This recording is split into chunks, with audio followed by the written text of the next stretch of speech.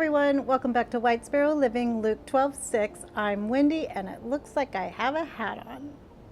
I need to move it up or something. Today we're doing part 2 of our CRICUT Taking It Outside campaign, and if you missed the first video where we did the front porch, you can click this link here and watch it later. Thank you so much to CRICUT for sponsoring this video, and I'll have all of their information linked in the description box below. I can't wait for you guys to see how it turns out. And now, without further ado, let's get started. Do I have my mic on? I do. So in the first CRICUT episode, we took it outside to our front porch, and this time we're taking it out to our back patio. And it's starting out pretty plain. We have our outdoor sectional that we got when we first moved in about 5 years ago, and then a matching seating set that I wanted to use as a dining area. But really, aside from a few pillows and just being functional, we never really got around to working on it. And now, thanks to CRICUT, we're getting her done. So I found this World Market rolling cart on Facebook Marketplace for $50. And I had it in my son's apartment, but he's no longer using it. So I'm going to change it up a little and use it out here. So I first measured the top and then went to my CRICUT design space to find an image that I'll be using to stencil on the wood parts. So once I open my CRICUT design space, I'll go to New Project and then click Images on the left. And then I typed Sweet Tea in the search bar, and then a bunch of cute designs pop up. And once I find what I want, I'll click on Insert Image and it'll go onto my blank canvas. Then I can make it larger or smaller by using the corner arrows, and it'll keep the same proportions that it already is. But if I want to make it taller or longer, I just hit the lock on the left side to unlock it, and then we can change it to the dimensions that we need. So I made a square the size of our cart top so I could actually see what my design will look like as far as sizing. And then I also made a flower sack stripe design using a square and then dragging it to the sizes that I need to make those stripes. And I placed those behind my image by hitting the arrange button at the top and then bring to front, and then it'll be in front of our square but behind our words. And now to cut out my stencil, I'll set my dial to vinyl and then place my blue stencil tape into my Explore Air 2 and hit the arrows to feed it in. And then in design space, I'll hit Make It and place it where I want it on my 24-inch mat. Hit Continue, and it will tell you if there's anything wrong. And if everything is good, it tells you to hit the blinking CRICUT C on your machine, and then it starts doing its thing.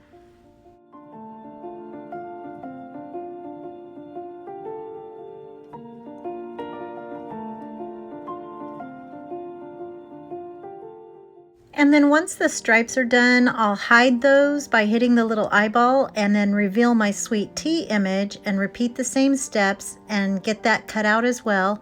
And make sure you save your designs because you can use them later. And then in this case, we're going to be using those flower sack stripes again on another project a little later on. So once everything is cut out, I'm going to do some reverse weeding where I take out the words and the borders, where normally if I was making a vinyl decal, I would leave those on the backing sheet and remove everything else. And I don't know why, but I love weeding vinyl and I love weeding stencils even more. I don't know why. As I'm watching this, I like watching it too. Anyway, once it's all weeded, I'll place my transfer tape on top so I can transfer it onto my project and everything stays in place.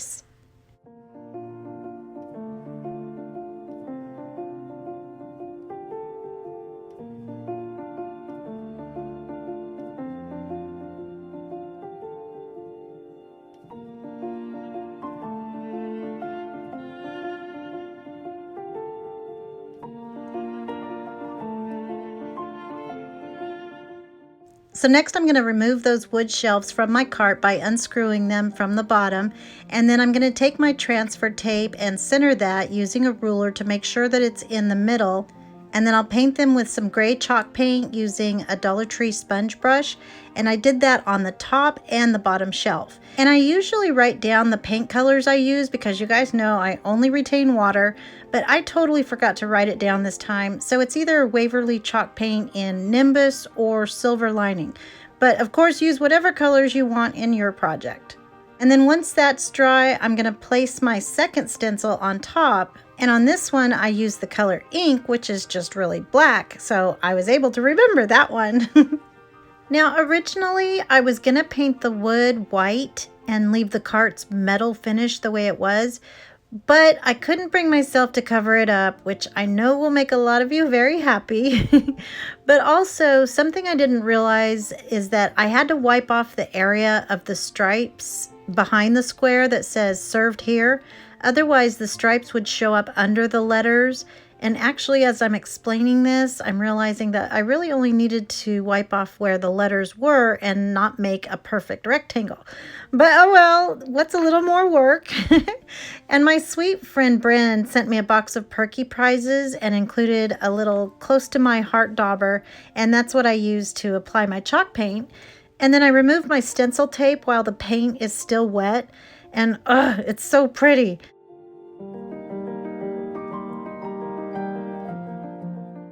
So then I painted my cart with some Krylon Fusion all-in-one paint and primer in matte white, and I masked off the wheels because I didn't want to paint those, and then replaced both wood pieces, and it's done.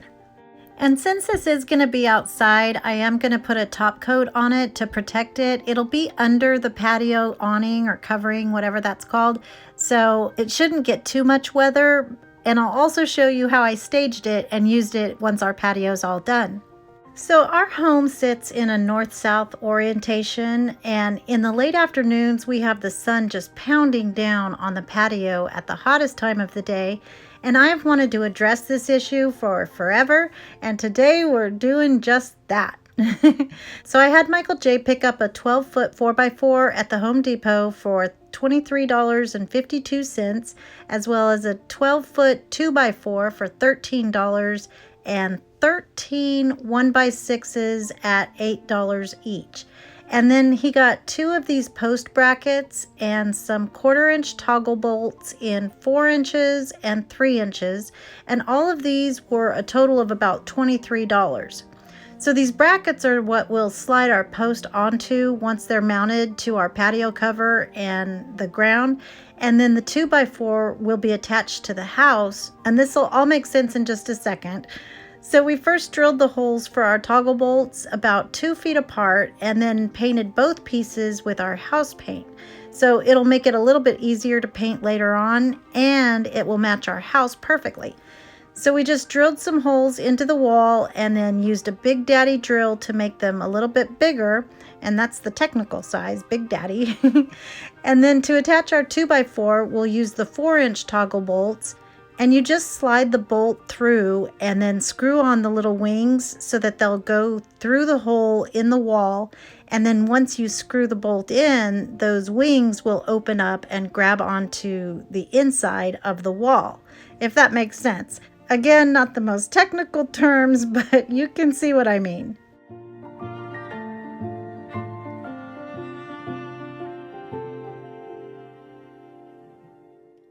So then Michael J cut down the 4x4 and attached a post base to the concrete and then to the patio roof or awning, and then slid the post in and screwed it in place once it was perfectly level.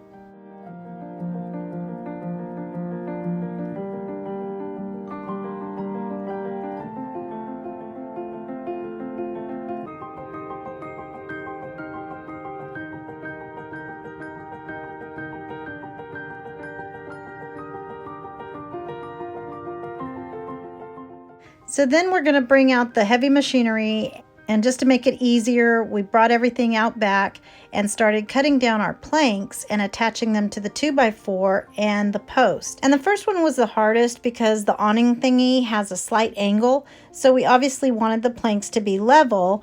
And then once that piece was in place, the rest was super easy peasy, and he used 2 scraps of 2x4s to act as the spacers in between, so they had the same gap all the way down.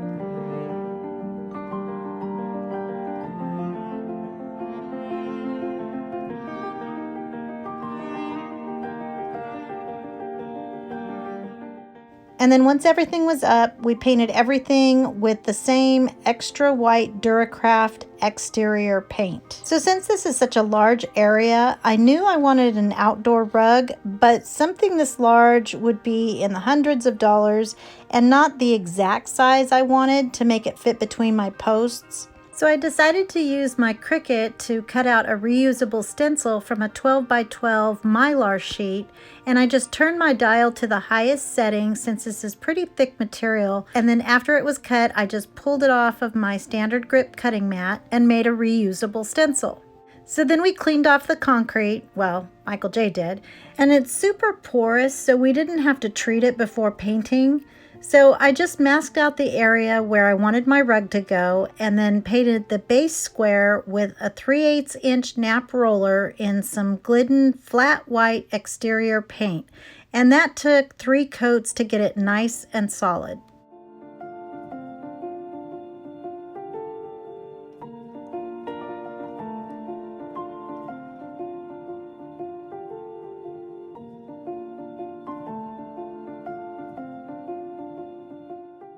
So then I took my stencil and placed it right in the furthest corner and then used the same Glidden paint, but this time in flat black, and then used a small dense roller to paint in my design around the perimeter of my rug.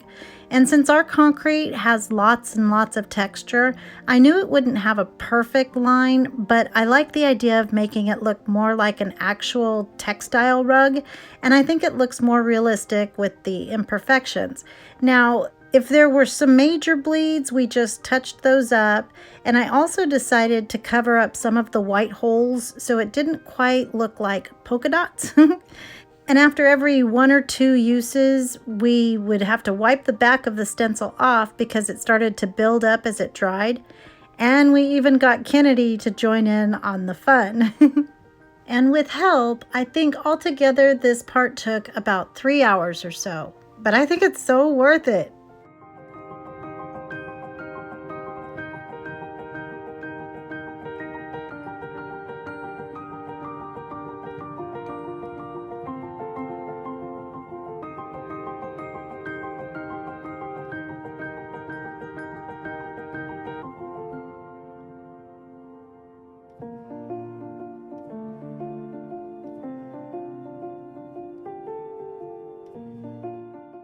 So then to protect it, we used 2 coats of this clear satin spar urethane top coat and let that dry for about 24 hours. So now moving on to make some pillows, I want to show you how easy it is to give old pillows new life by using CRICUT's iron-on vinyl. So again, I hit images in my design space, and I knew I wanted to use the phrase faith over fear. So I just put that in the search bar and tons of options come up, and then even more come up when I just put faith. So I chose these 2 designs and used my shapes icon to make a square the same size as my pillow covers, and then changed it to the color white, and then sent my design to the front like we did before and got it to the size I wanted by unlocking it, resizing, and then relocking it. And then once I'm done, I pressed the little eyeball to hide one of them and then did the same thing with the other design.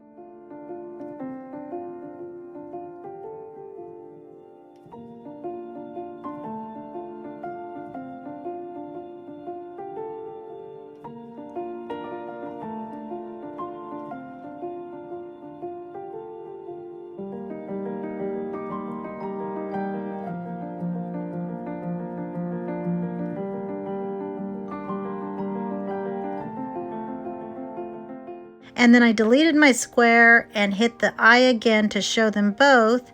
I'll hit make it, and since it defaults to a 12 by 12 mat, you would just cut twice, but since I have a 12 by 24 size mat, I can cut them both at the same time.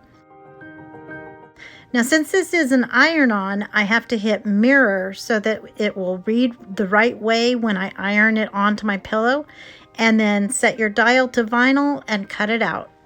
So I've had these pillow covers for a while, and they're from Hobby Lobby, and when they're on sale every other week or so, they're only $4.99 each. So using my CRICUT Easy Press, I'll just get those adhered, but you can also use your regular clothes iron, just don't have the steam on when you do this.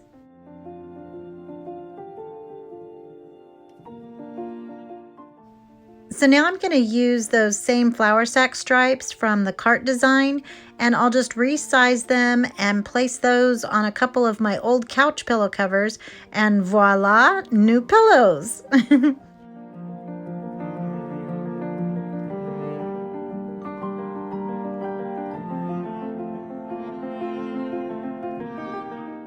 So now I'm going to take some Rust-Oleum paint in camo sand to redo this chandelier that I got at a yard sale for $5. And I've made this guy over a couple of times now, but it just may stay this way for a while because I love it so much. So I just took some jute twine and some 1-inch PINECRAFT wood beads and strung them on and placed them all around my chandelier. And then I used some scrap foam board to make circles and pop those into the cups to make them level. And then I found these little candle holders in a box of goodies from a sweet viewer, Robin, and just painted those and glued them onto the foam board. And since it's 70 million degrees in Bakersfield, California in the summer, I'm using some Dollar Tree battery operated tapers instead of real candles, and I can turn them on and off by just twisting them a little bit, and they won't turn into waxy puddles on my table. And then I just had Michael J hang that over the patio dining table area. So now I'm going to be using some Nautical rope and jute twine from the Dollar Tree to make 2 placemats, and I ended up using 4 packs of the 8-foot long rolls on each one. So I'm just going to glue those around and keep adding a new roll every time I get to the end of one, and then make them to the size that I want.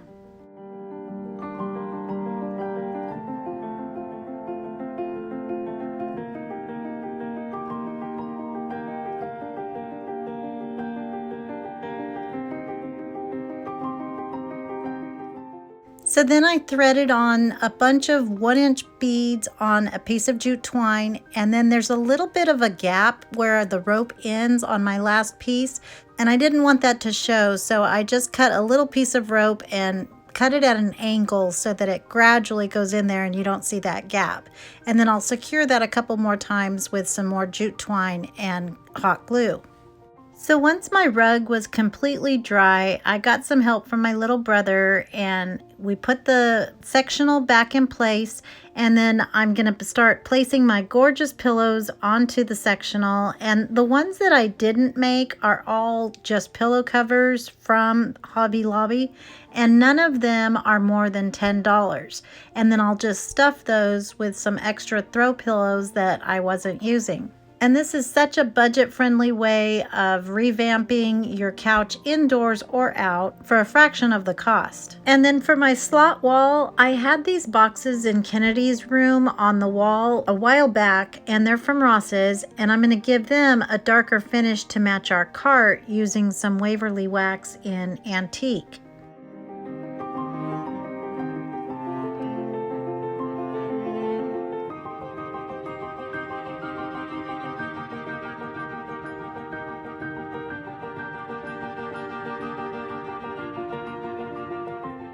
So to hang these, I had Michael J drill 2 holes in the back and then put long screws and a washer through the front, and I'll paint those once they're up so you don't see them. But because I didn't want to damage my new beautiful wall, I placed the screws through the gaps and then let them hang by another washer held on with a bolt. And Michael J had no idea what I was trying to do, but as usual, just went along with it. So this is my favorite project of all, and we went to Lowe's and got 80 feet of 1/2 inch sisal rope, which was so fun to measure, and it's always fun to go shopping with Michael J. Does that look good? Huh?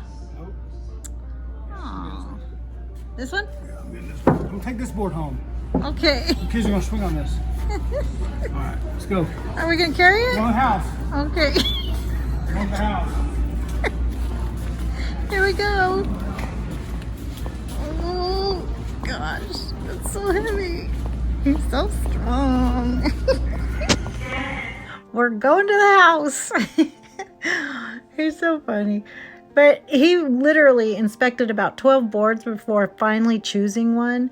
So anyway, we cut 2 pieces at 22 inches each, and then he drilled 2 holes on each side, and that's where our rope is going to go. And then we painted them white, and then used 4 of these 3/8 inch by 4 1/4 inch swing hooks. And these are super heavy duty and only $1.18 each. And he drilled those into the beam, and then we fed 1 piece of rope into those holes and then folded it at the top, and that's where we'll hang it onto those hooks.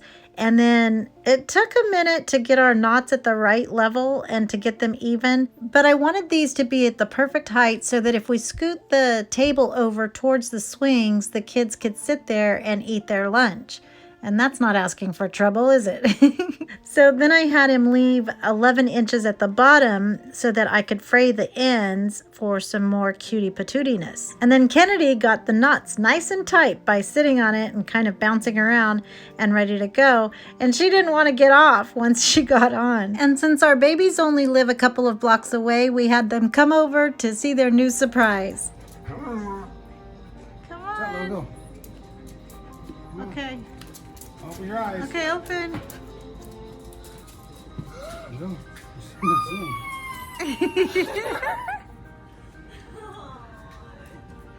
sweet. You gotta grab both of them. That's so cool. Isn't that fun? Grab both of them. Grab both of the ropes at the same time, and then you can jump on there. It's weight capacity, guy. Help me up. I mounted it. There you go. He got on it. Oh, dude, that is cool. Oh, there you go. See? Oh, there you go. I love it. Oh my goodness. Do you love it? Yes. What do you say? Thank you. To pop. Thank you. This is so Look at that, Mom. Mom, look at the ground. I love this. Did you see? Now you may have already picked up that all of our kids and grandkids' names start with a K.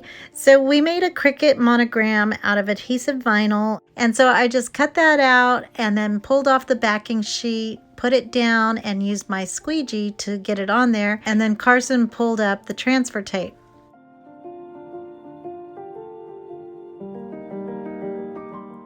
And then Michael J. hung these pretty metal baskets that Christine picked up at Hobby Lobby for $9.99 each. And we're going to fill those with some eucalyptus garland, also from Hobby Lobby, so that it's nice and flowy and hanging down over the sides. And then we hung these Dollar Tree sconces I made in another video, which were perfect for these skinny spaces. And then we added some greenery and some more pretties inside of our boxes. I added some books and another K for Kelsey, Christine, Kennedy, Cadence, Carson, and Connor. And then I finished the sweet table setting with some Dollar Tree terracotta pots, a tall table runner that I got from Ross's, a Dollar Tree pedestal DIY from another video, my pretty black plates and stemware that I put on our placemat and then layered that on top of an upside down Dollar Tree rug. And here's the final reveal. You can see I used my candelabra for the centerpiece on my coffee table, and then a Dollar Tree rug poof is in there, and a kitty scratch pad rope tray, my cone hanging. There's a bunch of DIYs in here, but I'll have all of these videos linked in the description box below. But I am just so in love with this whole back patio and everything that's going on. I know some of these things can't be left out for too long, otherwise there'll be lots of dust and there's a lot of cleaning involved. But I just think making the outside look like the inside Just makes it more inviting, and you'll definitely get more use out of it. I know we will. And that just gives you more places to enjoy family and friends. And if you follow me on Instagram, you may have already seen this beverage cart all done, but oh my goodness, I love how it turned out. And I get a lot of questions about my dish towels nobody eats until we say amen. And I got those at Ross. And then the 12 pitcher I picked up years ago at an antique shop. And can I just tell you how much I am in love with this rug? And Michael J really likes this idea because then he can spray it down and keep it clean. Hopefully I'll get that third area next to the dining area done soon. So don't look at the barbecue pit out there. But that'll be for another video. And again, thank you to CRICUT for sponsoring this video. Thank you to Michael J, Jamie, Brandy, Christine, and Kennedy for all of your help on this project. I hope you enjoyed this episode, and if you did, please give us a thumbs up, comment, let us know what you think. I will have all of the CRICUT products and materials I've used linked below as well, and I'll also have the SVG for my patio rug stencil available in my Etsy shop, which means if you're a Patreon, Dove, or Sparrow member, you'll have free access to that as well. Thank you so much for spending your time with our family. I hope everyone has a blessed day, and remember to always be the light. Bye!